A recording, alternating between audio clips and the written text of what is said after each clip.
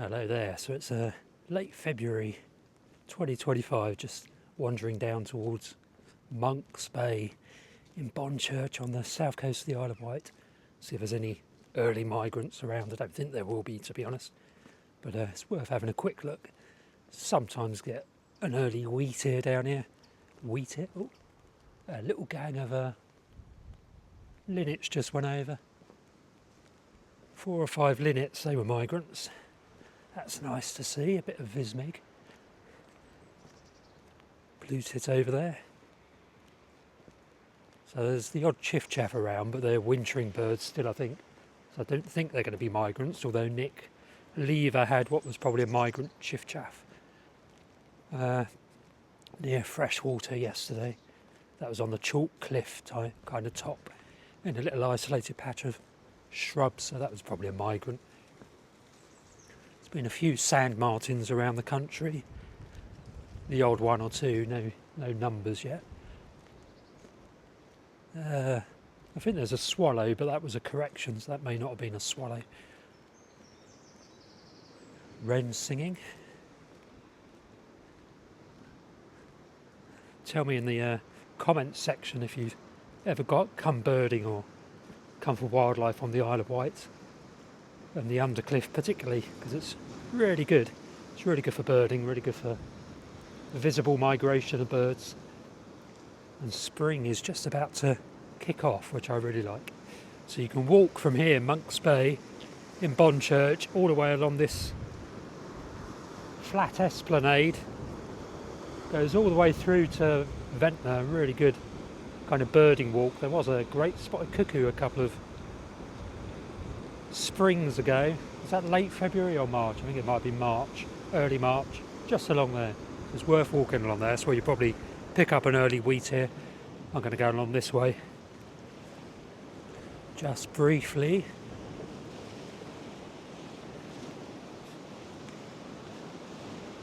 Been a few Brent geese flying through. They probably come quite close here. They came through past Ventnor, a couple of flocks heading east, so they'll probably come quite close here at Shore Road, Monk's Bay. So it's worth keeping an eye open for an obvious flock of Brent geese if they're close enough in. It's a westerly wind at the moment. I think they were basically southeasterlies, southerlies that pushed them a bit closer onshore. I never do sea watching off of Ventnor, so I haven't a clue what seabirds there are out there. Gannets are obvious, and there's divers. It's good for divers offshore here, or not necessarily good, but you get a few divers offshore here. Had a pair of serins just up in a bit of a landslip up there. That was back in the 90s. They're regular, they're annual serins, obviously coming in off the sea in spring in Ventnor in particular. I'm sure they're annual here at Monk's Bay as well, but nobody comes down here birding really these days. Andy Butler still does, but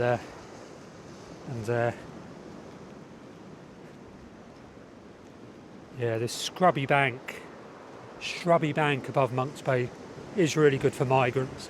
Grasshopper warblers, lesser white throats, those kinds of things. Sedge warblers. What a cracking morning.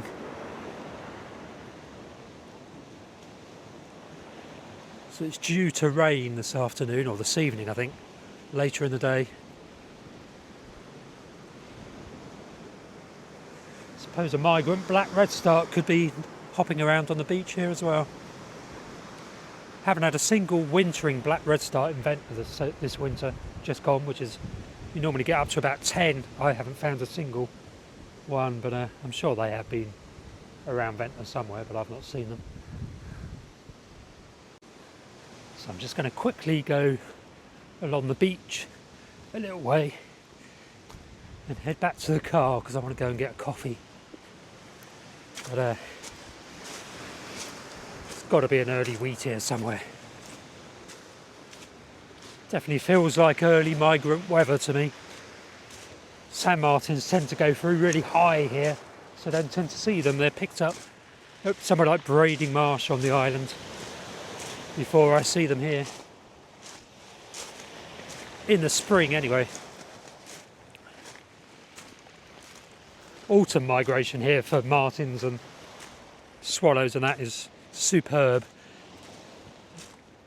But in spring they tend to just shoot straight through. Yeah, don't forget to subscribe to this channel if you're not already subscribed. Whilst I'm looking for migrants, I might as well remind you. No ring plover on the beach. Doesn't look like it, does it?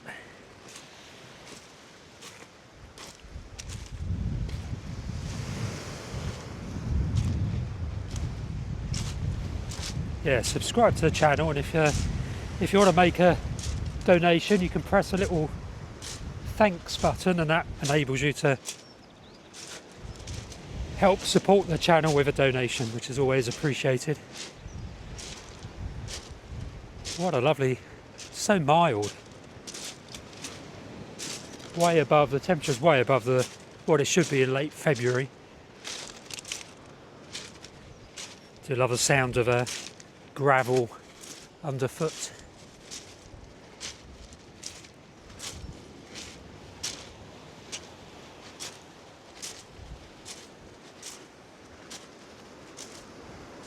Right, I think we can confirm there are no wheatears on the beach today, so no early wheatear migration going on here at least.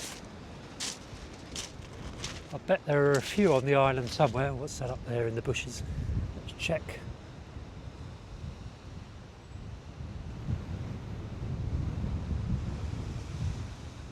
Typical, it disappeared. Oh no, there it is.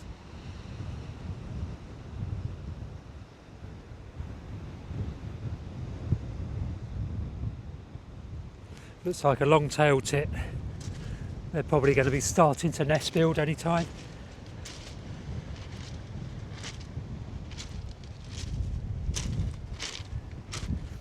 Love the anticipation of early spring.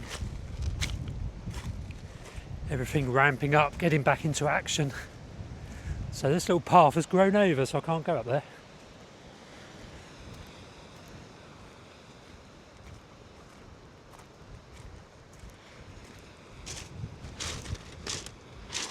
Looks like there's another alternative one just here. People have created.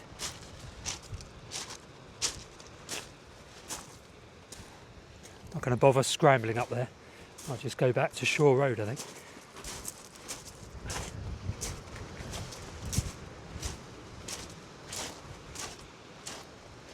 Yeah, tell us if you've ever birded on the Isle of Wight, and if you've ever been to the Undercliff and this kind of area, because it really is superb. If you want to do a bit of pioneering birding, it's not really pioneering because there are a few birders on the Isle of Wight. They very rarely come down into the Undercliff there. So in a sense you can pioneer an area that is very underwatched, but is very good, especially for migration, and especially autumn migration, spring migration as well. A bit lower key in spring. Let's scramble up here. See if this path is all overgrown. Probably is. Yeah, it's completely blocked. These used to be really well used paths. Shows how few people come down here these days. It probably got a bit overgrown during COVID, and because it was overgrown, people stopped using it after the lockdowns ended, and nobody's bothered opening it back up again.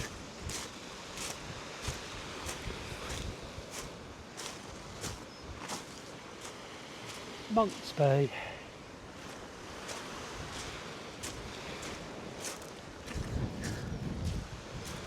Well, that was a singly unsuccessful bird watching walk. Saw one long-tailed tit.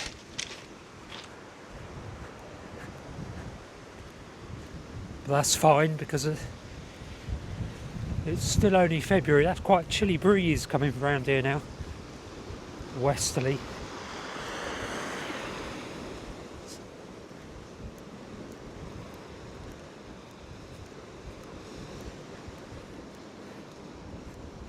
I'm going to put this camera away now because my hand's getting cold. Just swing around. Thanks for watching, people, and stay tuned for the next little birding walk, whenever that will be. So I hope you're enjoying this video about Ventnor and the Undercliff. If so, then don't forget there are 2 books that I've written. One, Bird Watching Around Ventnor, creatively named, and the second one is Wildlife Watching Around Ventnor. Just short books about the local area that are the subject of this video. Available on Amazon. I'll put a link below for this video, and you can also order it from the library, and it's available in all major bookshops, both of these little booklets, and in a few shops along the Esplanade, like the Longshoremen's Museum and Lady Scarlett's Tea Room as well. But yeah, I'll put a link to the description if you want a slightly deeper dive into the Isle of Wight Undercliff. Then these 2 little booklets might be of interest to you. Just go onto Amazon otherwise and just search for Steve Jones and Ventnor and you should find them.